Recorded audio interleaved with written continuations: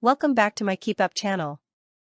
Untold secrets of JFK's assassination and his insatiable addiction to sex revealed in Maureen Callahan's new Kennedy biography. In her blood-caked Chanel suit, Jackie kissed goodbye every inch of her husband's naked body.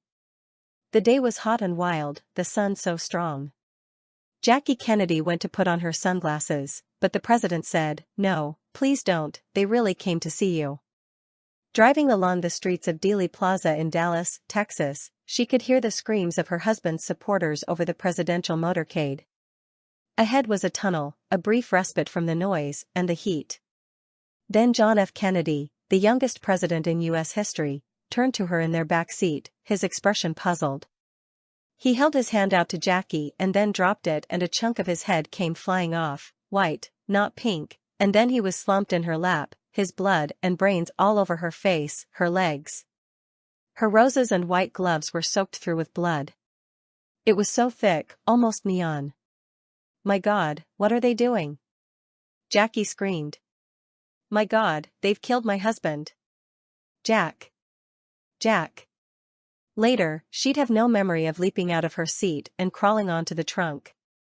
Their black Cadillac was now going 70 or 80 miles an hour.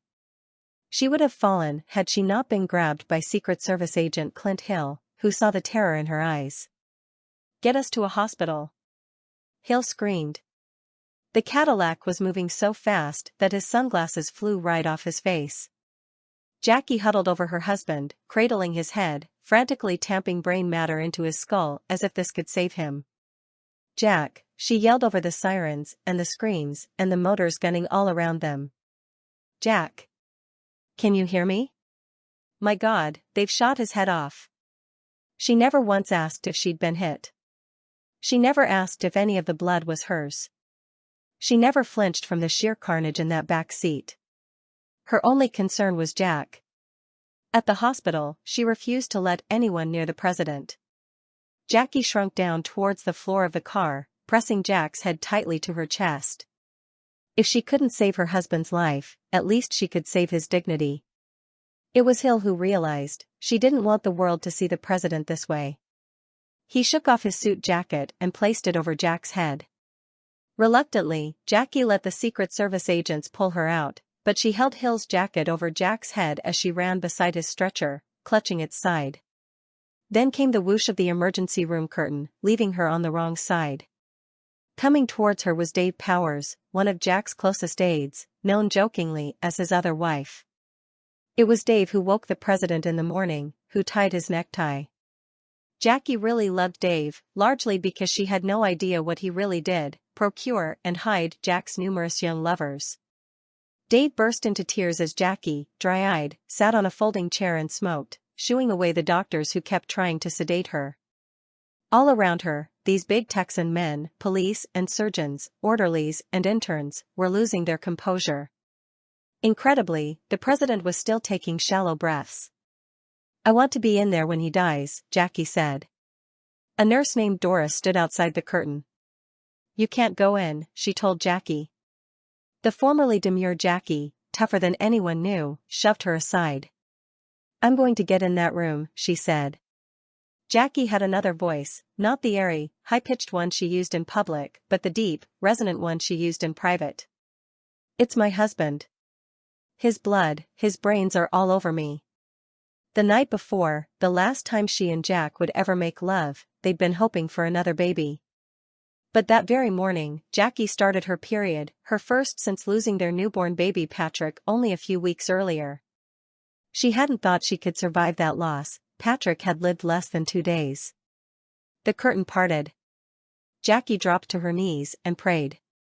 The hospital's chief neurosurgeon came in, took one look and knew the president was dead.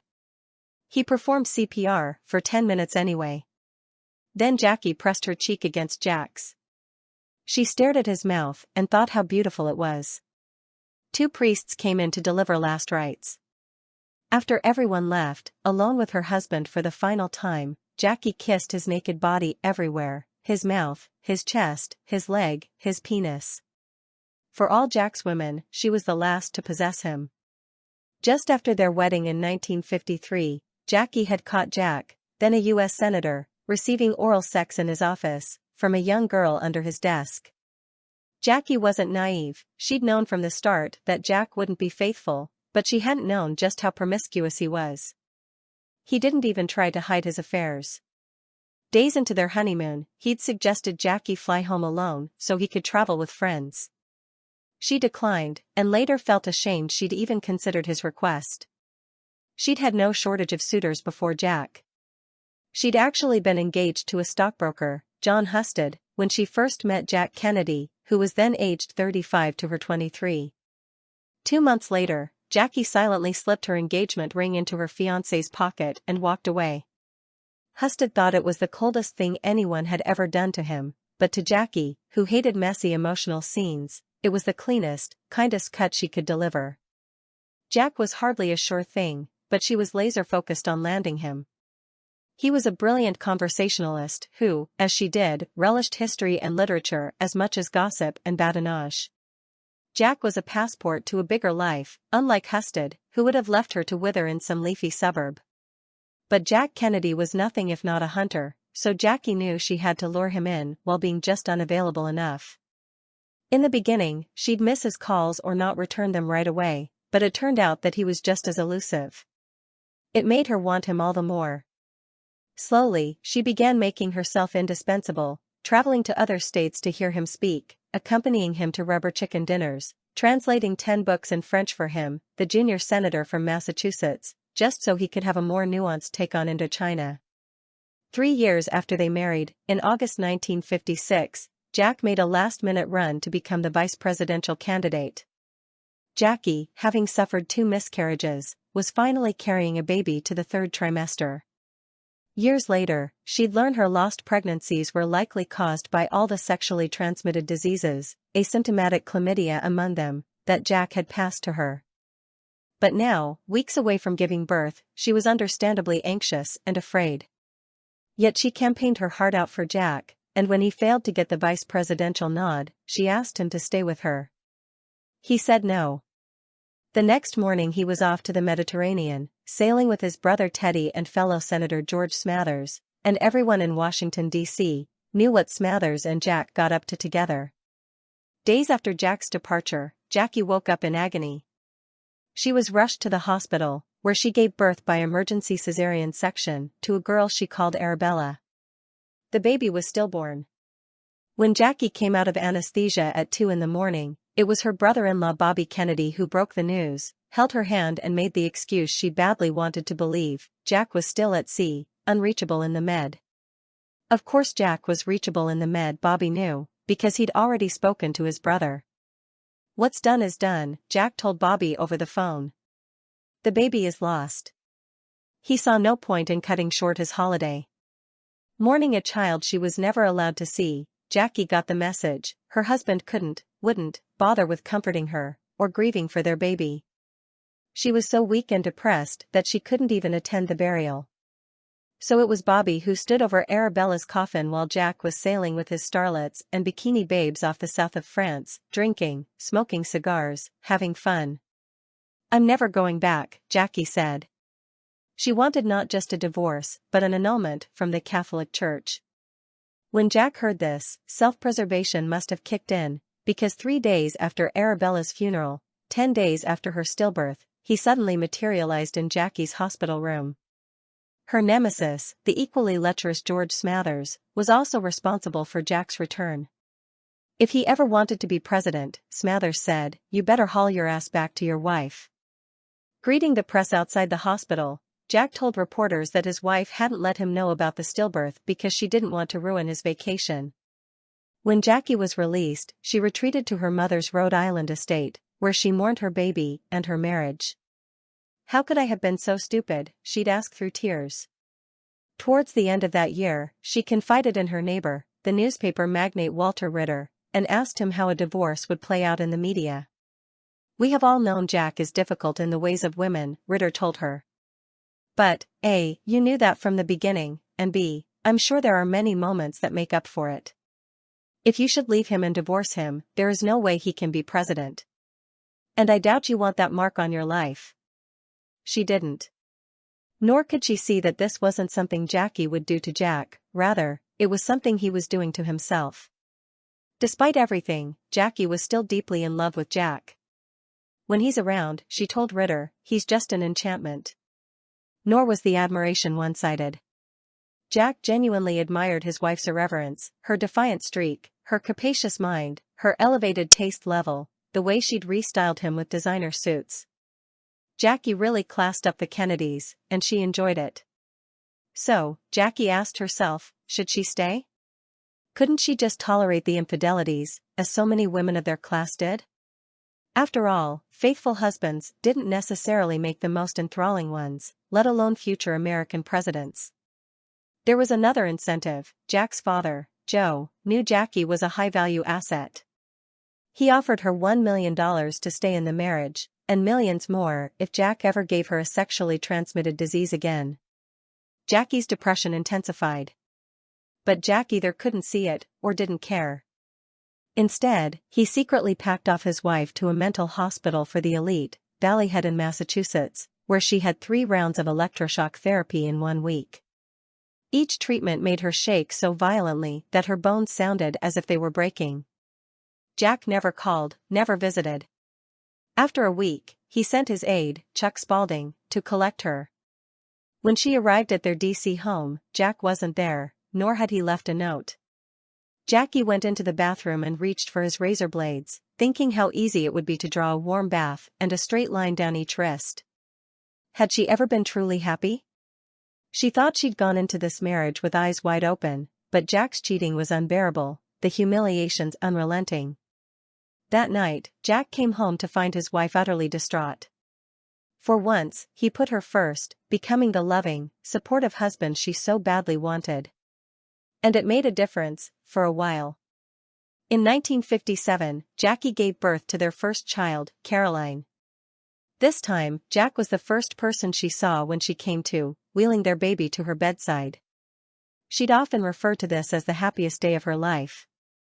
Dr. Frank Finnerty was only 37 when Jackie met him socially in the spring of 1961. He seemed kind and grounded, and she asked if she could call him occasionally, just to talk. Finnerty wasn't a therapist, he was a cardiologist, but he was moved by Jackie's gesture. She seemed lonely.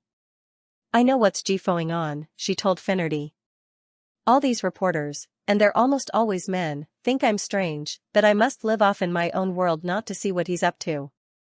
I know exactly what he's up to." There were so many women. Jackie suspected that even Lee, her sister, had slept with Jack once. She knew about Jack and Pamela Turnor, her own press secretary.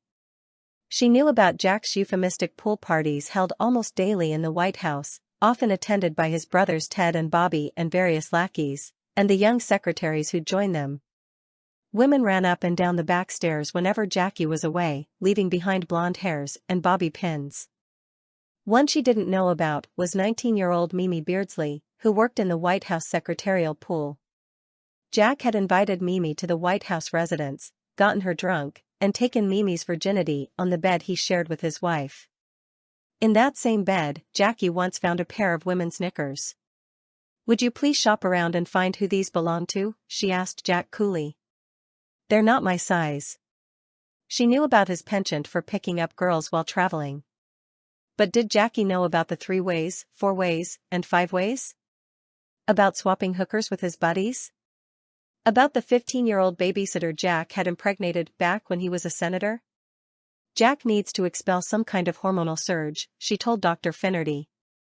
"I don't think he even has affection for them. It's just this intrinsic part of his life, a vicious trait he inherited from his father."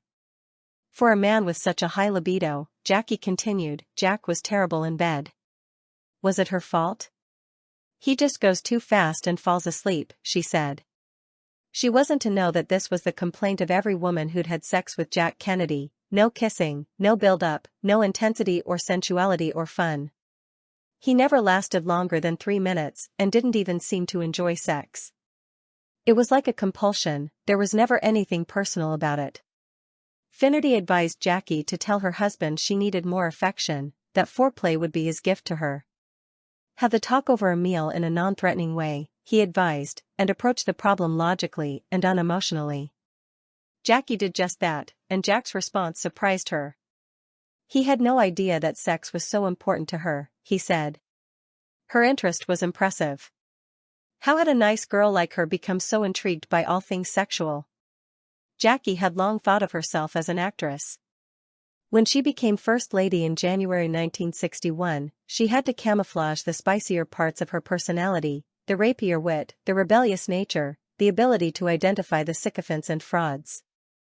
She was the lone woman who Jack took seriously. Whenever out in public, she secretly wore a wig, ensuring she only ever looked the part, immovable perfection. So what if she wanted Chanel suits in every color, or piles of fine jewelry, or her hairdresser flown in from New York? She was, after all, becoming global brand ambassador for the House of Kennedy, at great personal cost. Later in the afternoon of November 22, 1963, as her husband's casket was loaded onto Air Force One in Dallas, Jackie sat alone in the back of the plane, still wearing her pink Chanel suit, caked with Jack's blood and brains. Everyone else, even the Secret Service detail, was weeping. An Air Force general was almost hysterical. She'd been shocked, upon boarding, to find Vice President Lyndon Johnson, now the president, splayed on the bed she and Jack had made love in the day before. A clean white dress was laid out beside him, waiting for her. Jackie's husband had been dead for just 2 hours. She stood before Lyndon in disbelief. He left without saying a word, then came back with his wife, Lady Bird. Jackie was seated on the bed now, squeezed between the new president and First Lady. Trapped. Well, Lyndon said, about the swearing-in. They wanted Jackie to stand next to Lyndon as he took the oath of office, for an image that would go around the world. Jackie was now the most important political figure in America. Without her, he could easily lose half the electorate. Jackie's inner image maker guided her now, the actress. Yes, she said, she'd do it, but everyone had to stop trying to force her into that white dress. She wasn't changing. Let them see what they've done, she said. Jackie understood instantly. If she controlled the optics, she controlled the messaging. She could shape how history viewed her husband. As they entered the main cabin, Lyndon took Jackie's hand. "This is the saddest moment of my life," he said, pulling her close. Then he turned to the White House photographer. "Is this the way you want us?" Jackie was the only one thinking 3 steps ahead: live television, tragedy, pageantry, history. So it was Jackie who decided she would deplane Air Force One, still in the stained Chanel and clutching her handbag tight, in full view of the media. It was Jackie who decided the ambulance transporting Jack's body to the autopsy had to be driven by Bill Greer, driver of the Cadillac in which the president had been shot, so he would know she didn't blame him. And it was Jackie who insisted on riding in the ambulance with Bobby, the coffin between them. "What is the line?" Jackie asked Bobby, "between histrionics and drama?" She was going for high theater, but worried she might be verging on camp. Her intention, however, was pure. This was all for Jack. The ensuing 3 days of ceremonies, televised worldwide, were all down to Jackie. She insisted on a riderless horse to draw the casket out of the White House drive, simple flowers, no fat, ugly black Cadillacs, and an eternal flame to light his grave at Arlington National Cemetery. She had her eye not only on history but iconography. On the day of Jack's funeral, she stood with her 2 fatherless children on the north portico of the White House. Among the images seared in 20th century history, their 2-year-old son, John Jr., stepping forward and saluting. Despite the protestations of the Secret Service, Jackie led the funeral procession in a black veil and Givenchy dress, walking the 1/4 mile from the White House to the church behind Jack's flag-draped casket. This funeral would be the first step in consecrating Jack's memory as she saw fit. Her eye wasn't only on history, she was going to enshrine their marriage as sacred. True. Real. And she was going to transform the country's trauma, the violent death of a charismatic young president, into something regal and majestic. 1 week after the assassination, Jackie summoned the historian Theodore White to her house on Cape Cod. She offered him an exclusive interview for Life magazine, so long as she had the final edit. "How do you want him remembered?" White asked. "One thing kept going through my mind," she said. It was a lyric from a song Jack loved in the musical Camelot. Don't let it be forgot that, for one brief shining moment, there was Camelot. At night in the White House, she said, he'd play the song on their old Victrola record player, over and over. White, like everyone else familiar with the president, knew this was untrue. Jack hadn't been interested in middlebrow Broadway musicals. He'd never employ such heavy-handed metaphor. Nor was he the kind of husband who cozied up with his wife every night. When White had finished writing, he handed his draft to Jackie. She began cutting mercilessly and making her own additions. Meanwhile, Life magazine was holding the presses at a cost of $30,000 per hour. At around 2 a.m., White dictated the final draft to his editors from Jackie's kitchen. When they scoffed at the Camelot detail, Jackie looked at White and shook her head. It was her version or nothing. And so Jackie's first draft of history won out. The very last line, written in her own backslanted cursive, read, "For one brief, shining moment, there was Camelot." Source, dailymail.co.uk. Please like, share, and subscribe. Thank you for watching.